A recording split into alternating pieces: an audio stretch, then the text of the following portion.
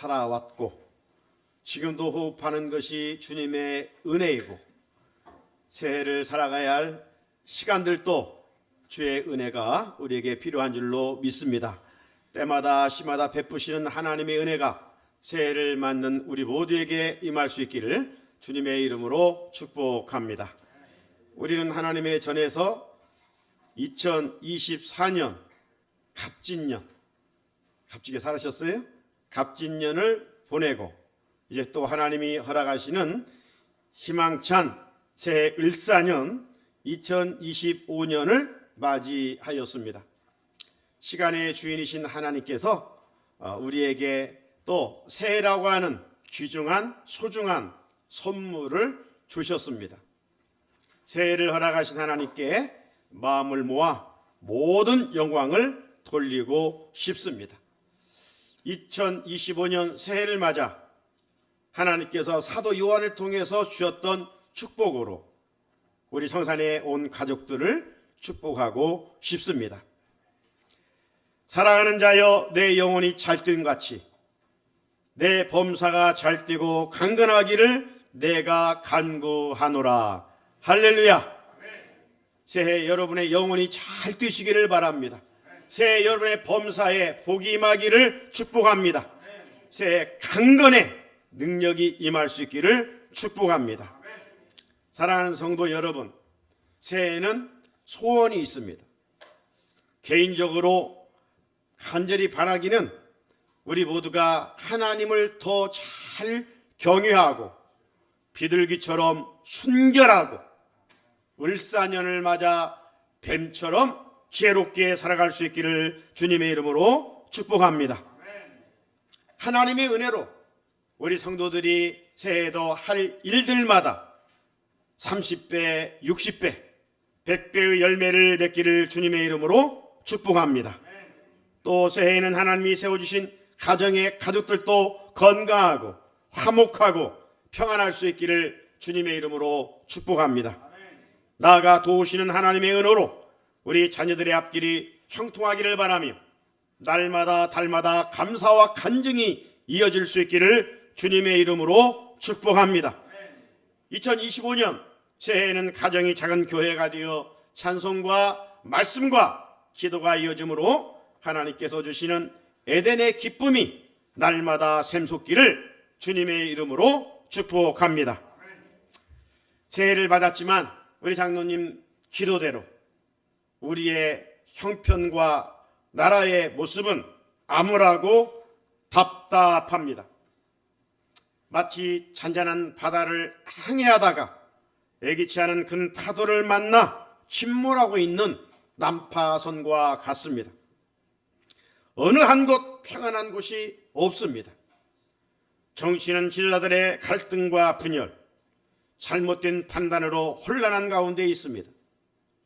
정치 불안은 경제적인 불황으로 이어질 것으로 예측하고 있으며 해외 신용도는 날로 달게 이른 새처럼 추락하고 있습니다.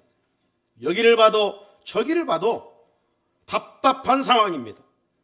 여러분, 사방팔방이 답답했을 때는 어떻게 해야 할까요? 하늘을 바라봐야 됩니다. 하늘을 바라봐야 돼요. 자, 여기서 우리가 하늘을 바라본다는 것은 그저 눈을 들어 대기권을 바라본다는 말이 아닙니다. 하늘에 계신 하나님을 믿음으로 바라봄을 말하는 것입니다. 하나님을 바라보는 사람들은 환경 때문에 낙심하거나 절망하거나 누구를 탓하지 않습니다. 그래서 신학자 캔델은 말하기를 좋은 일이든 나쁜 일이든 멋있는 일이든 혼란스러운 일이든 거기에는 반드시 하나님의 계획이 있다. 하나님의 계획이 있다. 이렇게 말씀했어요. 우리는 무엇을 믿습니까? 하나님의 주권을 믿습니다. 그렇다면 위기일 때 가장 큰 지혜는 무엇일까요? 환난을 당할 때 가장 큰 지혜는 무엇일까요? 그것은 다른 게 아니라 바로 기도와 말씀입니다. 말씀과 기도가 이길 때, 환난 당할 때 가장 큰 지혜요 능력입니다. 따라서 성도들에게 있어 가장 중요한 인식은 나라와 민족을 이끌어갈 지혜와 권능이 사람들에게 있지 아니하고 하나님께 있다는 것을 기억해야 됩니다. 이 사실을 우리가 인정한다면 우리는 민족의 평화와 안정을 위하여 간절히 주님의 얼굴을 구해야 합니다. 주님, 이 민족을 긍휼히 여겨 주옵소서. 주님, 선하게 정의롭게 주님의 뜻이 이 땅 가운데 구현되게 하옵소서. 이런 위기로 경제적, 외교적 피해가 취소할 수 있게 하셔서 속히 안정될 수 있도록 도와주옵소서. 간절하게 기도할 수 있어야 하겠습니다. 우리 곁에는 가장 어려울 때 도와주시는 살아계신 하나님이 계십니다. 우리 곁에는 가장 위기일 때 은혜 주시기를 기뻐하시는 하나님이 계십니다. 그러므로 국가적인 큰 위기 앞에 이 땅에 있는 그리스도인들이 마음을 앞에 기도함으로 난국을 헤쳐나가야 합니다. 그러면 애국가의 가사처럼 하나님이 보호하사 우리나라 만세가 될 줄로 믿습니다. 오늘 어떤 분이 인터뷰하는데 그래요. 새해 희망이 무엇이냐고 했을 때 금년 한 해는 정말 어려운 일들이 많았는데 새해에는 정말 대신 좋은 일들이 많을 것이라고 그렇게 믿고 싶다고 이야기하는 것을 들어볼 수가 있었습니다. 하지만 하나님의 은혜가 부어지지 아니하면 인간이 아무리 노력을 해도 허사일 뿐인 것입니다. 제로 상태에서 하나님이 개입하면 거기에 굿이 있는 것입니다. 가장 좋은 것이 있는 법인 것입니다. 사랑하는 성도 여러분, 우리는 성전에서 2025년 새해를 맞이했습니다. 하지만 정말 돌이켜볼 때, 주변을 볼 때 상황은 역시 요동치고 있습니다. 이처럼 우리가 살아가고 있는 세상은 불안전하고 불투명하고 불의한 세상입니다. 이러한 세상에서 우리 그리스도인들이 무엇을 붙들고 살아야 하겠습니까? 요동치고 흔들리는 것들, 그걸 붙들고 살아야 되겠습니까? 이럴수록 우리 그리스도인들은 신앙의 기본기를 붙잡아야 됩니다. 우리 교회는 일찍이 오중신앙, 삼중소유를 신앙생활 목표로 하고 있습니다. 이런 가운데 우리는 새해를 맞으면서 각자의 소원이 이루어지기를 바라고 있습니다. 여러분은 새해 어떤 소원이 이루어지기를 원하고 계십니까? 하나님의 은혜와 도우심으로 여러분의 소원이 아름답게 열매 맺기를 축복합니다. 동시에 우리는 새해 하나님께서 말씀하신 것들을 꼭 소유하고 살기를 소원해야 됩니다. 그것은 오늘 본문에서 말씀하고 있는 믿음, 소망, 사랑입니다. 앞에서 말씀드린 것처럼 이 세 가지는 우리 교회의 신앙생활의 목표요, 하나님께서 항상 있어야 될 것이라고 말씀하셨습니다. 이 세 가지를 소유하고 사노라면 하나님께서 그 인생을 책임져 주십니다. 동시에 타락한 세상에서 성도답게 구별되어 살 수도 있습니다. 오늘날 세상은 이것 없어 살 수 없고 저것 없어 살 수 없다고 탄식하며 절규하고 있습니다.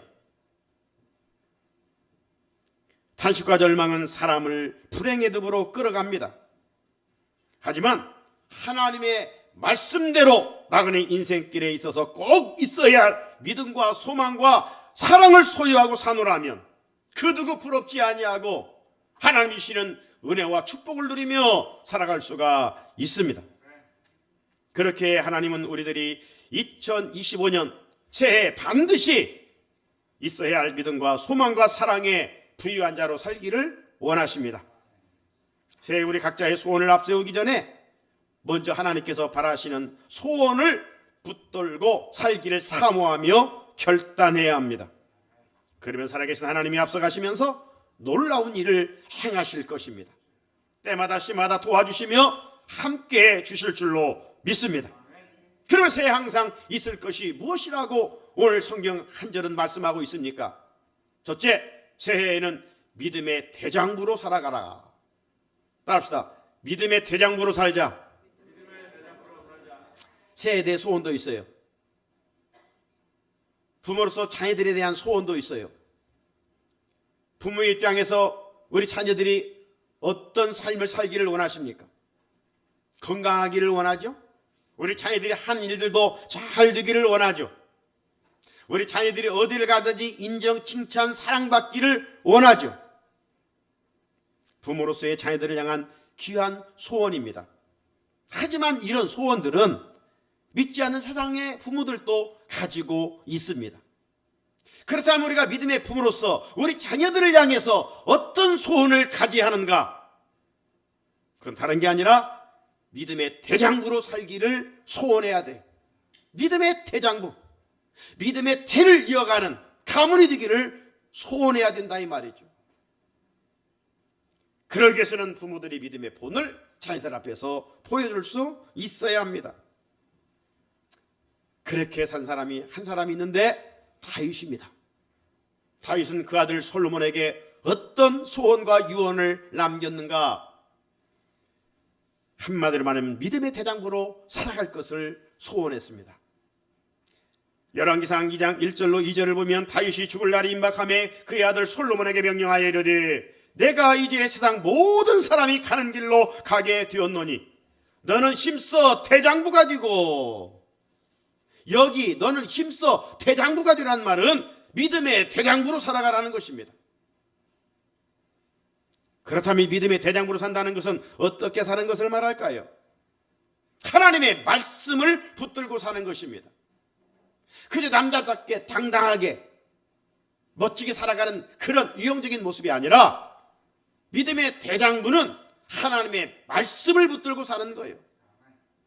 그래서 이어지는 열왕기상 2장 3절에 보면 이렇게 말씀했어요.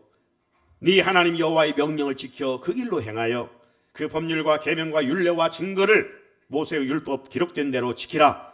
그리하면 네가 무엇을 하든지 어디로 갔는지 형통할지라. 이렇게 다윗은 아들 솔로몬에게 명했습니다. 형통의 삶의 비결은 말씀을 따라 사는 믿음의 삶입니다. 그런데 믿음의 삶을 산다고 하면서 신앙적 행위는 요란한데 삶의 자리에서 생각과 행동은 자기 마음대로 하는 이들이 있습니다. 이런 행위는 믿음의 대장부의 모습이 아닙니다. 믿음의 대장부는 주파수를 세상에 맞추고 살지 않습니다. 항상 하나님의 말씀에 맞추고 살아가는 것입니다. 믿음의 사람은 세상 논리를 따라 살지 아니하고 말씀의 내비게이션, 말씀의 나침판을 향하여 살아가는 것입니다. 동방의 박사들이 별을 따라 움직이는 별을 따라 이동했듯이 믿음의 사람들은 하나님의 뜻을 따라 묻고 행동하는 사람입니다. 사랑하는 성도 여러분, 다윗은 아들 솔로몬이 믿음의 대장부로 살기를 소원했습니다. 이처럼 2025년 새해 아버지이신 하나님께서 자녀인 우리들도 믿음의 대장부로 살기를 원하십니다. 이것이 형통의 은혜의 지름길이기 때문입니다. 나아가 우리가 믿음의 대장부로 살아야 할 이유는 하나님께 영광을 돌릴 수가 있기 때문입니다. 로마서 4장 20절에 믿음이 없어 하나님의 약속을 의심하지 않고 믿음으로 견고해져서 하나님께 영광을 돌리며 라고 했습니다. 여러분, 믿음이 부실하면 하나님의 약속을 의심합니다. 믿음이 연약하면 믿음의 집을 견고하게 세워갈 수도 없습니다. 믿음이 부실하면 목적지향적인 하나님의 영광을 선포하며 살 수도 없습니다. 또 우리가 믿음의 대장부로 살아야 할 이유는 하나님을 기쁘시게 해드리는 일이기 때문입니다.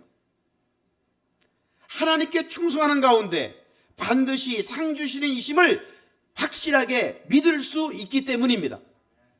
그래서 히브리 11장 믿음장 6절에 보면 믿음이 없이는 하나님을 기쁘시게 하지 못하나니 하나님께 나아가는 자는 반드시 그가 계신 것과 또한 그가 자기를 찾는 자들에게 상 주시는 이심을 믿어야 할지니라 말씀하셨어요. 믿음이 없으면 하나님을 기쁘시게 할 수가 없어요. 그래서 믿음은 항상 있어야 돼요. 믿음이 없으면 충성할 수가 없어요. 하늘의 상급을 예비할 수가 없어요. 믿음이 없으면 하나님의 살아계심을 확실하게 고백할 수도 없다는 거예요. 그래서 믿음은 있어도 그만 없어도 그만이 아니라 항상 있어야 되는 거예요. 오늘 새벽까지 22장으로 된 요한계시록을 다 읽었습니다. 그 요한계시록에 하나님께서 사도 요한을 통해서 말세를 살아가는 성도들에게 있어서 강조하는 한 단어가 있었는데 그 단어가 뭐냐? 믿음이에요. 계시록 14장 12절에 성도들의 인내가 여기 있나니 그들은 하나님의 계명과 예수에 대한 믿음을 지키는 자니라. 마지막 때 믿음을 지키지 못하면 둘째 사망 유황불에 던져지고 끝까지 환난을 당하나 믿음을 지키면 21장 22장에 사도 요한에게 보여준 정말로 아름다운 새하늘과 새 땅, 새 예루살렘, 새 에덴을 하나님께서 허락해 주신다는 거예요. 그러니 믿음이 항상 있어야 돼요.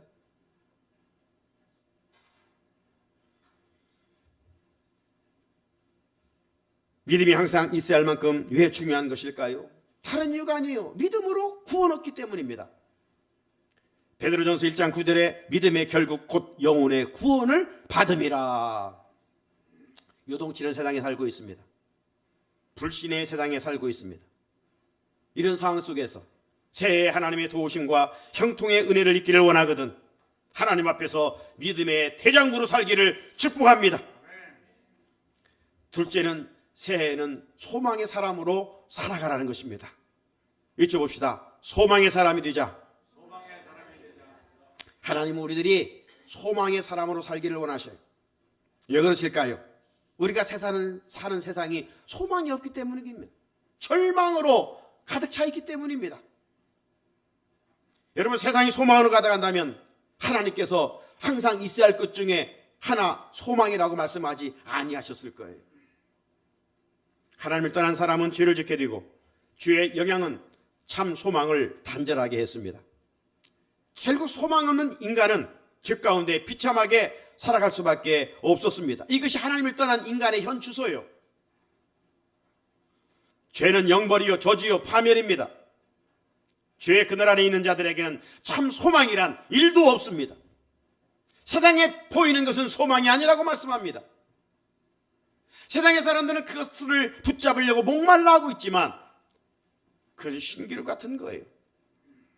잡으면 또 목말라는 것이 참 소망이 될 수가 없어요. 그래서 사랑의 하나님은 이처럼 비참한 가운데 있는 죄인을 구원하시기 위하여 자기 희생을 하셨습니다. 하나님의 자기 희생이란 참 신이신 분이 참 인간의 몸을 입고 이 세상에 오셨다는 것입니다. 그리고 죄인이 짊어져야 할 십자가를 지시고 그곳에서 피 흘려 죽으셨습니다. 주님은 당신의 죄값이 아닌 모든 인간의 죄값을 지불하신 대속의 죽음이었습니다. 이 일을 위해 오셨다고 주님은 친히 말씀하셨습니다. 마태복음 20장 28절에 인자가 온 것은 섬김을 받으려 함이 아니라 도리어 섬기려 하고 자기 목숨을 많은 사람의 대속물로 주려 함이니라. 사랑하는 성도 여러분, 예수님이 십자가를 지시고 죽음으로만 끝났다면 우리 믿음은 무슨 소용이 있겠습니까? 가장 불쌍한 자죠. 그 믿음은 무용지물일 뿐입니다. 그런데 대속물로 죽은 주님은 사망 권세를 이기시고 부활하셨습니다. 그래서 요한계시록에는 7가지 복이 나오는데 첫째 부활에 참여하는 자가 복이 있다. 누가 복이 있느냐? 첫째 부활에 참여하는 자가 복이 있다. 이렇게 말씀하셨어요. 그러기에 우리에게 참 소망이 튀어주셨습니다. 고난당한 욥을 우리는 기억합니다. 욥은요 그렇게 고난 중에도 부활신앙을 고백하고 있었어요. 욥기 19장 26절에 보면 내 가죽이 벗김을 당한 뒤에도 내가 육체 밖에서 하나님을 보리라. 육체 밖에서라는 것은 죽음 후에 하나님을 보리라. 이것이 욥의 부활신앙입니다. 이것이 욥의 믿음입니다. 조지 맥도날드는 인생의 의미를 위해서 3가지가 필요하다고 했어요. 3가지가 필요하다고 했는데 조지 맥도날드는 먼저는 사랑해야 할 대상이 있고 사랑해야 할 대상이 있고 해야 할 일이 있고 해야 할 일이 있고 소망이 있어야 한다. 소망이 있어야 한다. 여러분, 사랑의 대상이 없으면 얼마나 고독하겠습니까? 해야 할 일이 없으면 얼마나 무의미하겠습니까? 오늘 제 고등학교 대학교 친구가 전화가 왔어요. 은퇴한 지 4년 됐는데 하루하루가 무의미하다고. 4년 됐는데 하루하루가 너무 지루하고 무의미하다고 그런 이야기를 하더라고요. 해야 할 일이 없으니까. 소망이 없는 것은 죽음입니다. 소망은 삶의 의미와 가치입니다. 소망이 없는 그 순간 인간은 체념하고 포기합니다. 인간은 소망을 버리는 순간 구속됩니다. 하지만 소망은 끈입니다. 끈. 살아야 할 끈이에요. 그래서 하나님은 우리가 항상 있어야 할 것 중 소망이라고 했습니다. 사랑하는 성산의 성도 여러분, 주님은 절망 가운데 있는 죄인들에게 참 소망을 주시기 위하여 세상에 오셨습니다. 그렇다면 참 소망은 누구의 것이 될까요? 누가 참 소망을 소유할 수 있을까요? 항상 있어야 할 첫 번째 요소인 믿음의 사람입니다. 2025년 새해 첫 시간, 소망의 하나님께서 사도 바울을 통해서 이렇게 축복해 주십니다. 소망의 하나님이 모든 기쁨과 평강을 믿음 안에서 너희에게 충만하게 하사 성령의 능력으로 소망이 넘치게 하시기를 원하노라. 새해에도 주님이 주신 소망을 붙들고 살 때 형통의 은혜를 입게 될 줄로 믿습니다. 끝으로 새해는 사랑의 부유한 자로 살아가라고 말씀합니다. 선포합시다. 사랑의 부유한 자로 살자. 하나님께서 2025년 새해를 맞는 우리에게 꼭 있어야 할 것 말씀해 주십니다. 세 번째 요소는 사랑입니다. 믿음, 소망, 사랑입니다. 자, 13절 우리 암송도 할 수 있죠. 다시 한번 선포할까요? 시작. 그런즉 믿음, 소망, 사랑 이 세 가지는 항상 있을 것인데 그 중에 제일은 사랑이라. 아멘. 고린도전서 13장은 사랑장입니다. 이 사랑은 인간의 변질된 사랑을 말하는 것이 아닙니다. 거룩하고 순결하고 영원한 하나님의 사랑입니다. 하나님은 당신의 자녀인 우리가 사랑의 대장부가 되어 참 소망 가운데 살기를 원하십니다. 사랑의 부연자로 살아가기를 원하십니다. 우리가 이 세 가지를 완벽하게 갖출 때 이 땅에서도 하나님의 나라를 경험할 수가 있습니다. 이런 면에서 우리는 하나님이 어떤 분인가를 바로 알아야 됩니다. 우리가 1월 6일부터 11일까지 특별 저녁기도를 통해서 주제가 뭡니까? 여호와를 알자. 힘써 여호와를 알자. 하나님이 어떤 분인가를 우리가 알아야 됩니다. 무엇보다도 우리가 믿는 하나님은 사랑이 하나님이십니다. 요한일서 4장 8절에 사랑하지 아니하는 자는 하나님을 알지 못하나니 이는 하나님은 사랑이심이라 했습니다. 우리가 하나님의 사랑을 알고 그 하나님의 사랑을 가득 채울 때 우리는 두 관계에서 사랑을 실천하며 살 수가 있습니다. 두 관계는 어떤 관계일까요? 먼저 이로 하나님을 사랑하는 일입니다. 주님의 사랑이 내 안에 채워질 때 이로 하나님을 사랑할 수가 있어요. 쇠마라고 불리우는 신명기 6장 4절 5절에 보면 이스라엘 백성들은 아이들을 젖 먹일 때부터 이 말씀을 암송시키고 뇌에 각인시키는 것입니다. 이스라엘아 들으라. 우리 하나님 여호와는 오직 유일한 여호와시니 너는 마음을 다하고 뜻을 다하고 힘을 다하여 내 하나님 여호와를 사랑하라.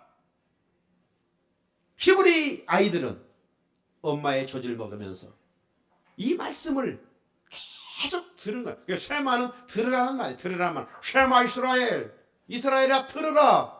오늘 우리가 듣고 마음이 새길 것 한 가지가 있다면 하나님을 사랑하는 일이에요.